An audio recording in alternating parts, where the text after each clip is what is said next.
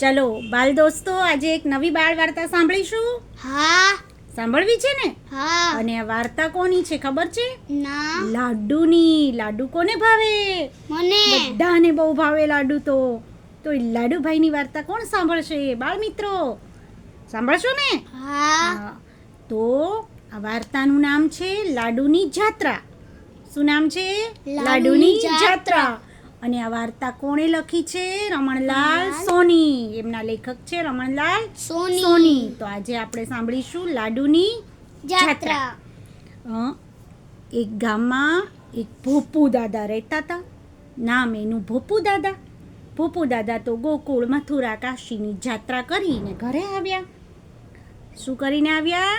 જાત્રા કરીને. જાત્રા એટલે ગોકુળ, મથુરા અને બધે દર્શન કરવા, સરસ પાવન તીર્થોના દર્શન કરવા, તીર્થયાત્રા કરવા ગયા હતા. જાત્રા કરીને આવ્યા એટલે ગોપુ દાદાના સ્વાગતમાં, ગોપુ દાદા જાત્રા કરીને આવ્યા છે એટલે એના સન્માનમાં એમના વહુએ તો બહુ જ બધા લાડુ બનાવ્યા અને આખી મોટી કથરોટ ભરાય એટલા લાડુ બનાવ્યા. બધા કહે, અરે વાહ ભોપુ દાદા, તમે તો સરસ જાત્રા કરી આવ્યા. વાહ ભાઈ વાહ, વાહ ભાઈ વાહ. બધા તો ભોપુ દાદાને મળવા આવે, બધા એની વાહ વાહ કરે. અને સામે મસ્ત મોટું કથરોટ ભરીને લાડુ પડ્યા હતા.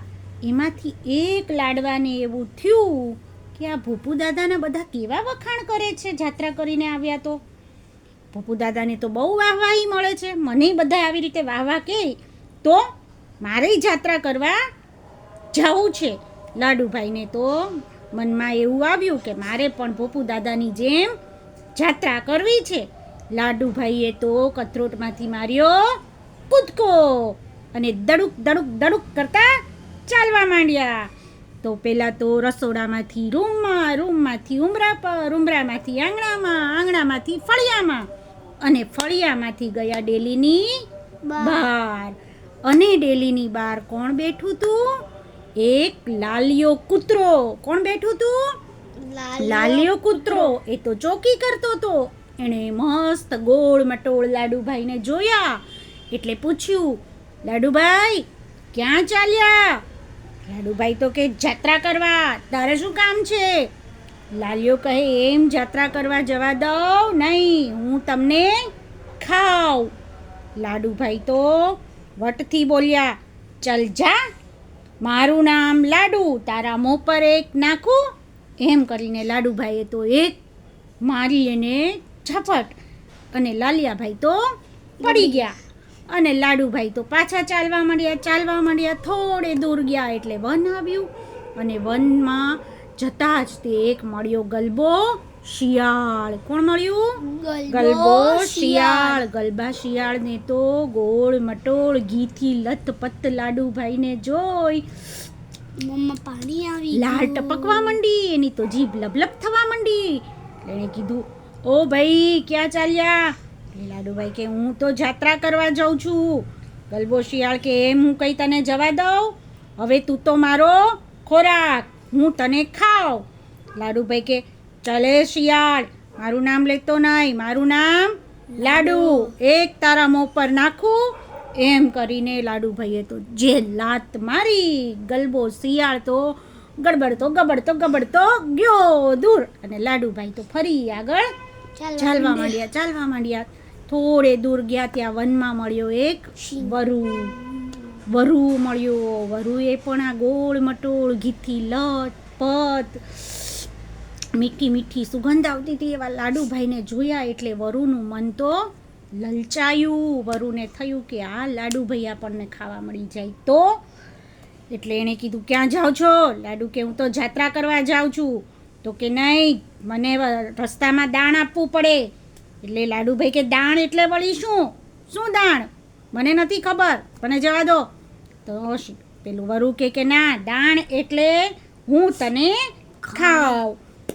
લાડુભાઈ કે, તું ઓળખે છે મને? મારું નામ લાડુ, એક તારા મોં પર નાખું.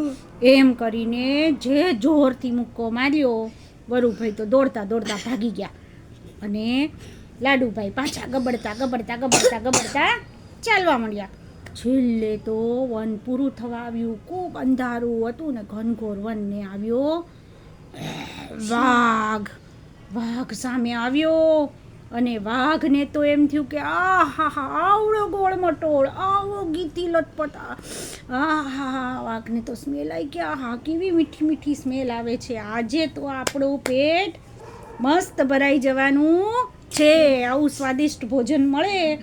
હવે એની વાત ને પૂછ્યું, ક્યાં જાવ છો? લાડુ કે હું તો જાત્રા કરવા જાઉં છું, ચાલ મારો માર્ગ મેલ, રસ્તામાં મને ખોટી ના કર. વાઘ કે એમ ક્યાંથી જાઓ? પરવાનો લીધો મારો, આ જંગલમાં મારો પરવાનો લેવો પડે. એટલે લાડુભાઈ કે પરવાનો એટલે શું? એટલે કે તું મારો શિકાર, હું તને ખાવ. લાડુભાઈ કે તમે મને ઓળખો છો? મારું નામ નહીં લેવાનું, મારું નામ લાડુ, અને હું એક તમારા મોં પર નાખું. એમ કરીને જે જોરદાર લાડુભાઈએ તો તાકાત ભેગી કરીને લાત મારી તો વાઘનું તો મોઢું ફરી ગયું અને લાડુભાઈ ચાલવા માંડ્યા. માંડ જંગલ પૂરું થયું ત્યાં તો એક બીજા ગામની સીમ દેખાણી અને સીમમાં એક વહેતી નદી કિનારે પહોંચ્યા.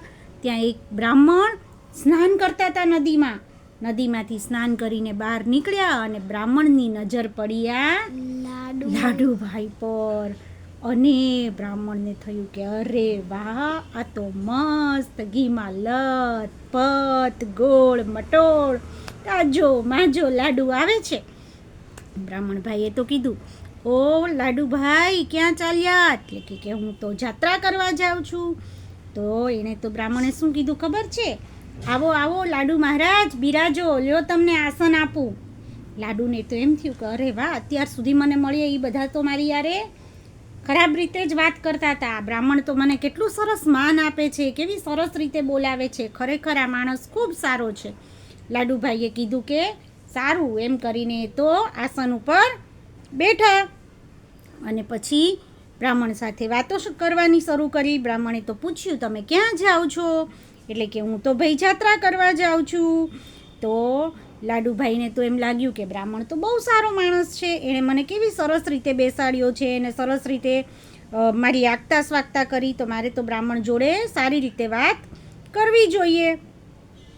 પછી એ તો બ્રાહ્મણની સામે રૂઆબથી બેઠા અને લાડુ મહારાજ આપ ક્યાં પધારો છો એ બધી વાત કરી, જાત્રાની વાત કરી. બ્રાહ્મણે કહ્યું, અરે વાહ, મને તો આજે આ જાત્રા કરવા જતાં લાડુ મહારાજના દર્શન કરીને બહુ આનંદ થયો. હું તો સૌભાગ્ય માનું છું મારું કે મને તમારા દર્શન થયા. આમ લાડુ મહારાજ બોલતા હતા ત્યારે એમની મોટી ફાંદ ફૂલી, એટલે ફૂલે ને ઊંચી નીચી થાય. એટલે પેલા એ પૂછ્યું, કોણે? લાડુભાઈએ પૂછ્યું કે ઓ બ્રાહ્મણ દેવ, આ કોઠી શેની છે? આટલી મોટી કોઠી છે તમારી પાસે, એ શેની છે? બ્રાહ્મણે તો હસીને કહ્યું, આ તો તિજોરી છે, તિજોરી. એમાં તો બહુ બધો ભંડાર છે, બહુ બધો ખજાનો છે. લાડુને તો નવાઈ લાગી, તિજોરી? એમાં તમે શું રાખો છો? બ્રાહ્મણે કહ્યું, એમાં તો ઘી, ગોળ, મિષ્ટાન અને અવનવી મીઠાઈઓનો ખજાનો છે. લાડુએ કહ્યું, ઓહો, તો આ કોઠી જોવા જેવી હશે, મને તો એ જોવાનું બહુ મન થાય છે. થોડી વાર રહી લાડુએ કહ્યું, પણ આ તિજોરીનું બારણું ક્યાંય દેખાતું કેમ નથી? તિજોરી ખુલે ક્યાંથી? એનું બારણું તો દેખાતું નથી. તો બ્રાહ્મણે કહ્યું કે બારણું તો છે, પણ એ બારણું હું ગમે તેની આગળ ખોલતો નથી. કોઈ લાયક માણસ મળે તો જ હું એને એ બારણું બતાવું, બાકી બતાવું નહીં. એટલે પેલા લાડુએ તો કીધું, તો હું લાયક નથી? એટલે પેલા બ્રાહ્મણે કહ્યું, ના, આ તમે શું બોલ્યા? તમે તો સૌથી વધુ લાયક છો, એટલે તો તમને અહીં આસન આપીને બેસાડ્યા. બાકી તમારાથી પહેલાં તો ખાખરો ગયો, રોટલા ગયા, ભાખરા ગયા, પૂરીઓ ગઈ, પણ મેં કોઈને બેસાડ્યા નહીં. તમને જોઈને તરત તમને પગે લાગીને મેં આસન આપ્યું અને તમને જોતાં જ હું સમજી ગયો કે તમારું નામ, બ્રાહ્મણ બોલે એ પહેલાં જ લાડુએ કહ્યું, લાડુ, મારું નામ લાડુ. બ્રાહ્મણે કહ્યું, લાડુ, કેવું સરસ નામ છે. ચાલો ત્યારે આવી જાઓ મારા હાથ પર, હું તમને મારા હાથે જ તિજોરીના દરવાજા સુધી લઈ જઈશ. તમે સહેજ પણ ચિંતા કરો નહીં. હું તમને મારા હાથે બારણા સુધી પહોંચાડી દઈશ. અને તમને જોતાં જ બારણું ખુલી જશે, કેમ કે આ બારણું લાયક માણસને જોવે તો જ ખુલે છે, નહીં તો ખુલતું નથી. જેવું તમને જોશે એટલે તિજોરીનો દરવાજો ખુલી જશે. લાડુભાઈ તો ખુશ થઈને બ્રાહ્મણભાઈના હાથમાં પહોંચી ગયા. બ્રાહ્મણભાઈએ હાથ ઊંચો કર્યો અને ગુફા જેવું પોતાનું મોં ખોલ્યું ને એ તિજોરીનું બારણું હતું. લાડુભાઈ તો હરખાતા કૂદીને બ્રાહ્મણના મોંમાં ગયા, જીભ પર જઈને બેઠા અને જેવા બેઠા એવા લીસા લપસ્યા પરથી સર કરતા ઉતરી ગયા પેટમાં. હવે બ્રાહ્મણે લોટો ભરીને પાણી પીધું ને ઓટ કરીને પડકાર ખાધો. લાડુભાઈની જાત્રા